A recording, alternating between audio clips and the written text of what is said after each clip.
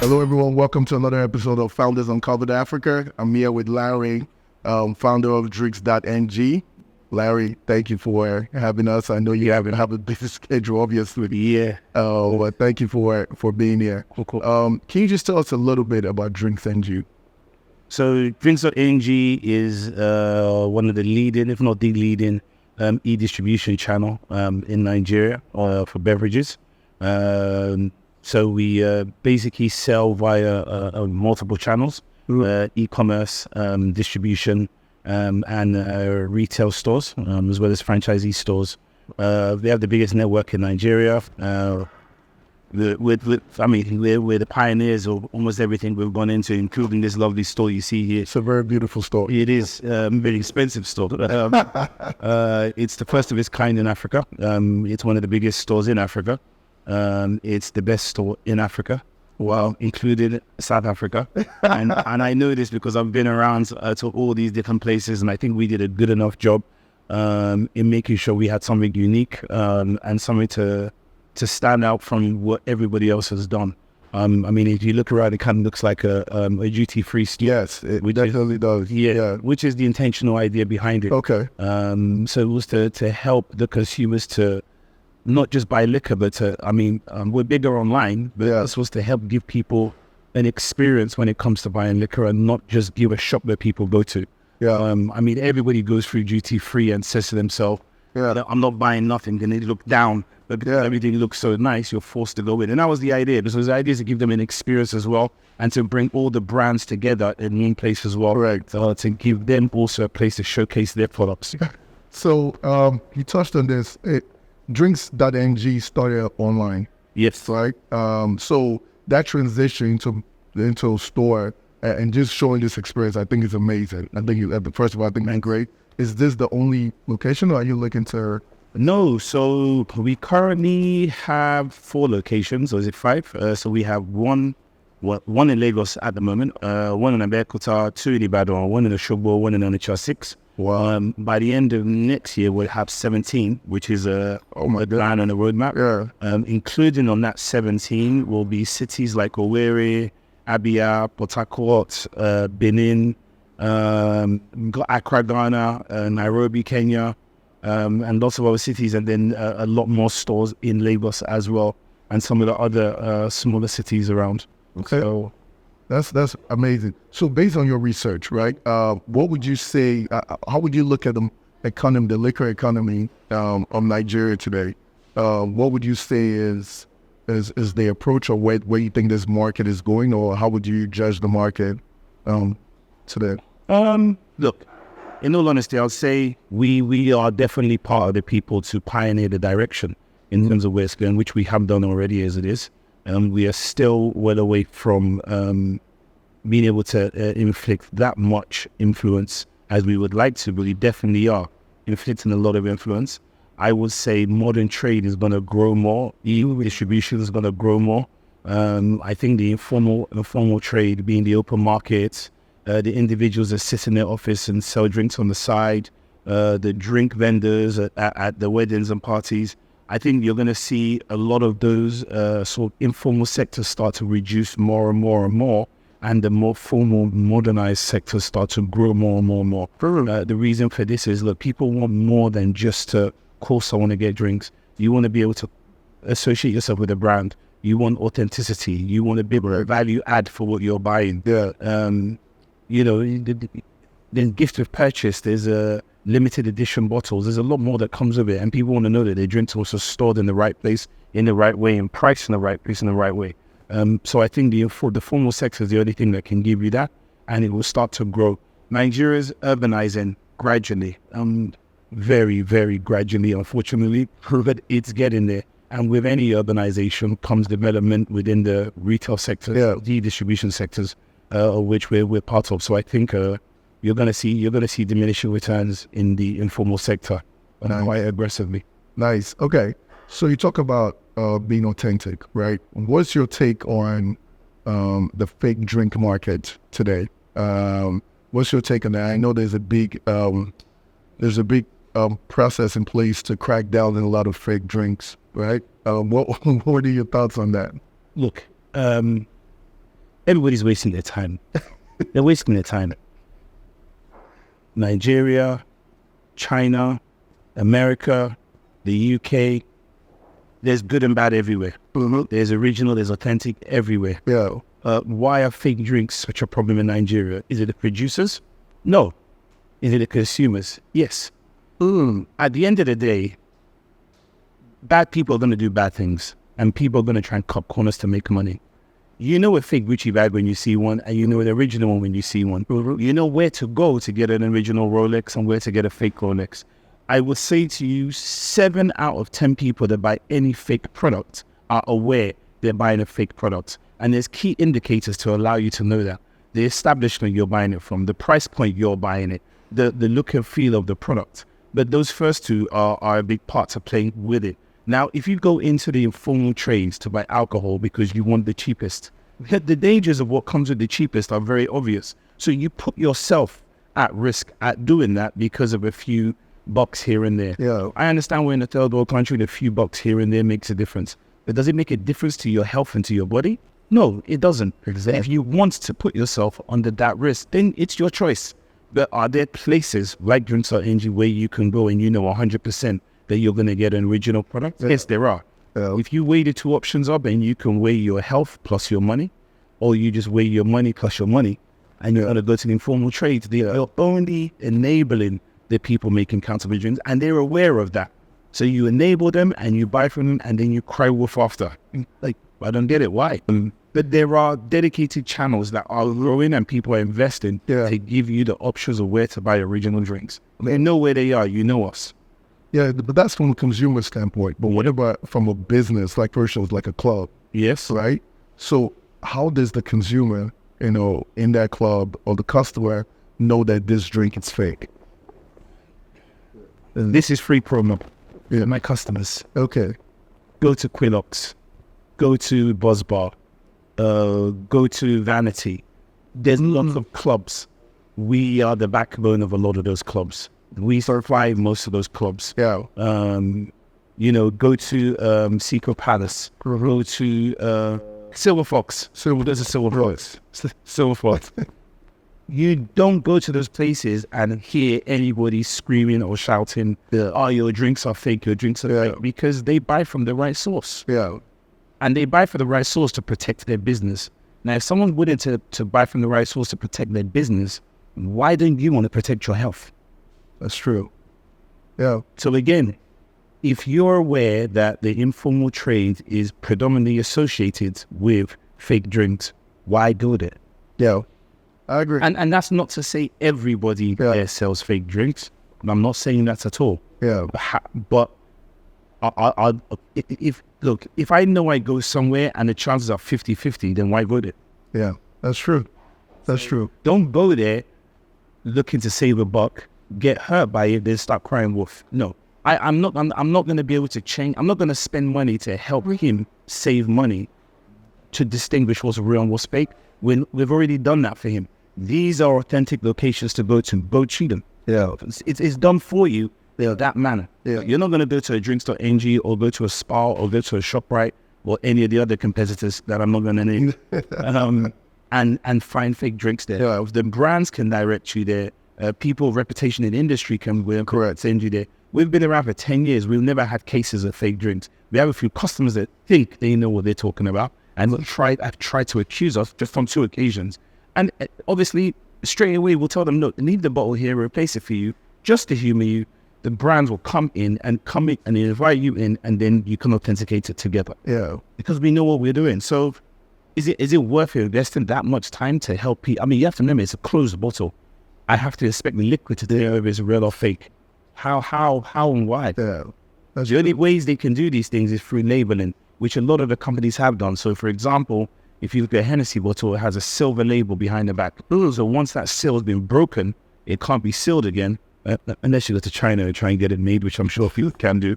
But once it's been broken in country, it's difficult to then use that bottle again. But are there people that would still buy it just because it's cheaper? Yeah, a lot of people. A hell of a lot of people. So, okay.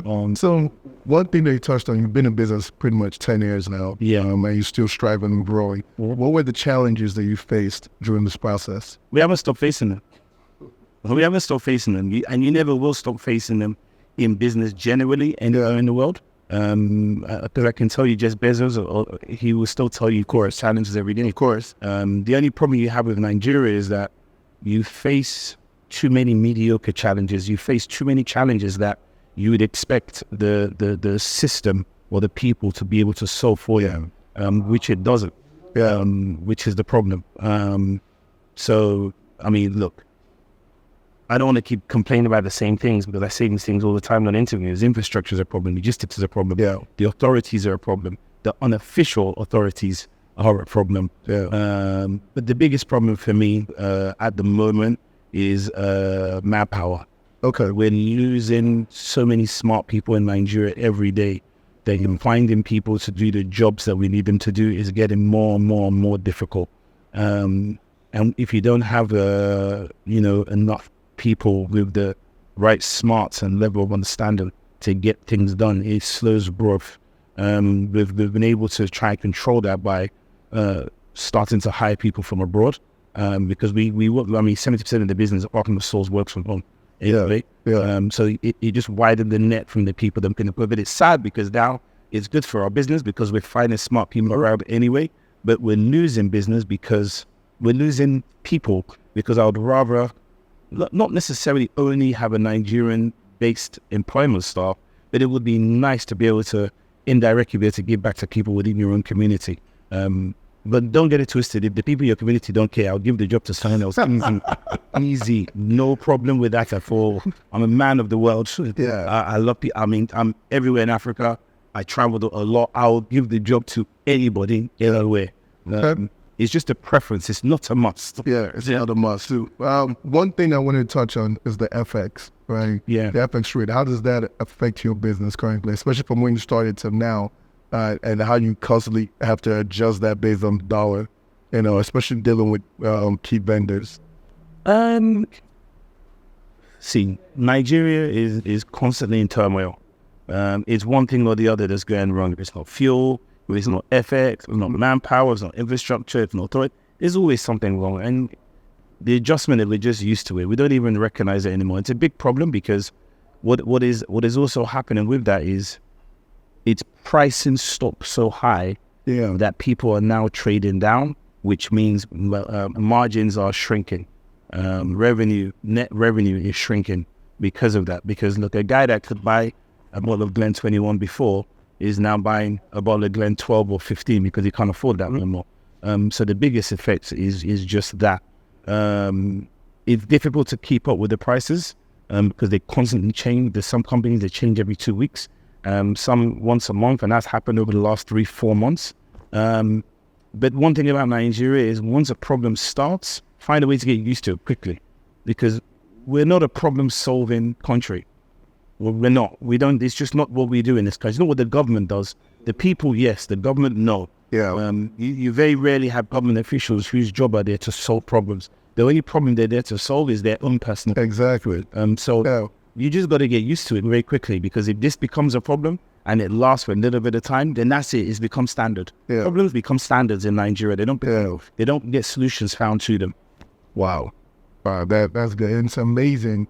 Just within that organized, within all that chaos, you can still find a process or a plan around that. You have to quickly, and that's why Nigeria as a nation of people thrives, because the people are problem solvers, and they find solutions within the chaos. I think I agree with you. I think Drinks.NG actually is definitely a pioneer in this space, and the policies that you might implement that you can help implement. So that those are the areas that we're working on. But the sad truth about Nigeria is that, unfortunately, every time you try to want to help, all it does is puts yourself on their radar. And the next thing is exploitation. Of course. So we have a lot of ideas how to improve things. We have a lot of ideas how to make this industry better. You have to take into consideration, if the government were paying attention, someone like me is who they should want to talk to. And I say that in the sense that, okay, they're looking for all these creative ways to try and make money. Obviously, there's the resources are being depleted illegally wherever they are. But you have people like us modernizing the industry. What does that mean? We've got staff and we've got premises. Now, those premises come at rent or buy. the government makes tax off it. We make revenue, government make tax off it. We employ people, the government make tax off it. And then we are competing against the informal sector that pays them zero tax. Yeah. They're looking for money. It's right there. Yeah. It's like it's right there. True. It's in front of you. Yeah. But when you put yourself on their radar, because they're not there to work, all they're concerned about is, okay, I get that they're there, but the money I want to make is for there, in you right now. Exactly. Let's focus on you. Yeah. And you just put yourself on the radar, and nobody wants to help. You don't want to contribute.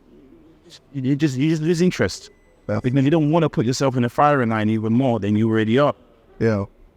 Okay. So what for Drinks.NG, where do you see the future of this going? If you had to give us a forecast. Positioning ourselves and focusing on a sort of formalized continental domination from an e-distribution point of view. Hence why we're opening up in Ghana, we're opening up in Kenya. There are big plans that open up in South Africa, Cameroon, and other parts of the continent. And we just want to be the go-to platform where, from a marketer perspective, we've collected so much data about people's purchasing habits for beverages. That's amazing. That we'd be able to help grow or help kind of give direction into where the market is going from a consumer's point of view.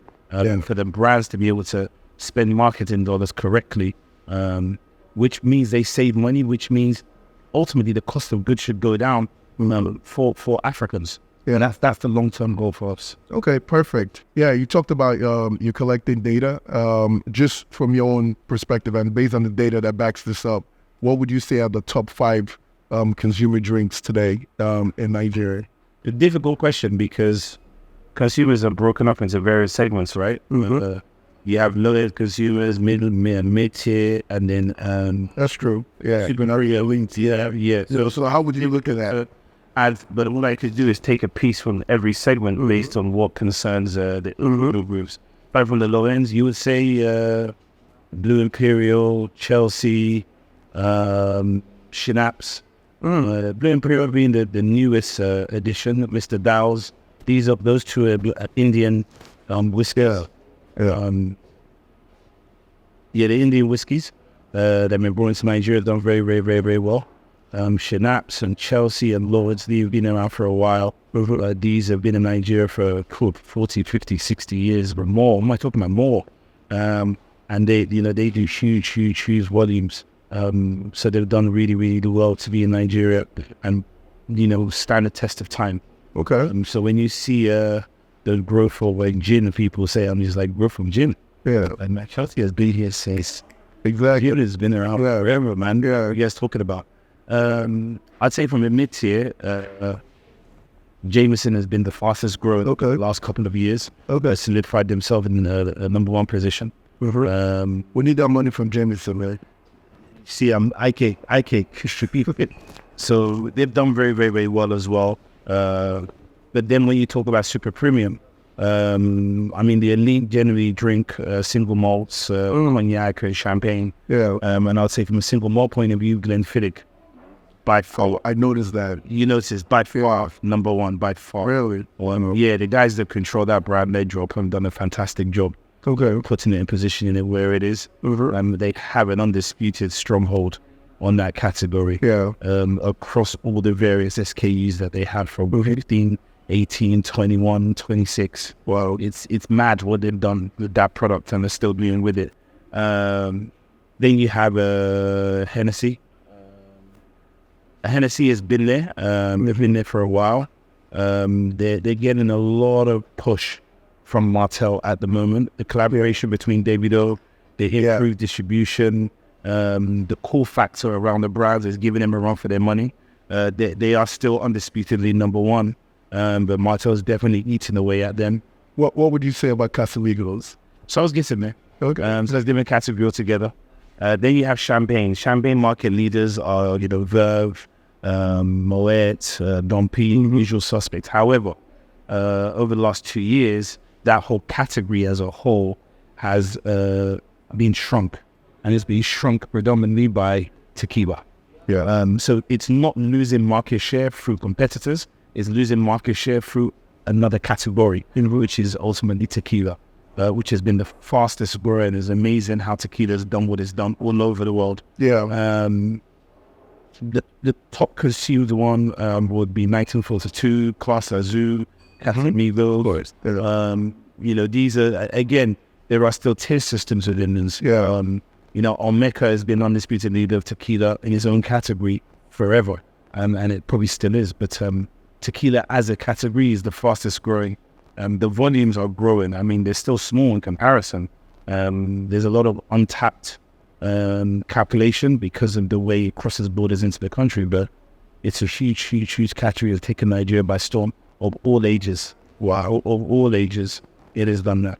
So Wow. They didn't. It's important to note though that one of the things that I find one of the most proudest moments of the Nigerian is amongst all the noise of all the tequilas, there's one tequila in particular that is still very new.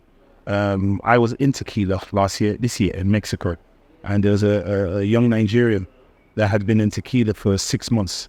He lived there for 6 months and he created his own tequila in Nigeria. Are you? The Salamanca. Oh no. Okay. I thought you were talking about something else. It's really also sad to say the agave that is grown in Mexico can obviously only be called tequila when it's grown in Mexico. However, South Africa is the second biggest grower of agave in the world, Really? in our continent. I just want to say thank you so much for giving us this info. We appreciate it. Thank you, everyone.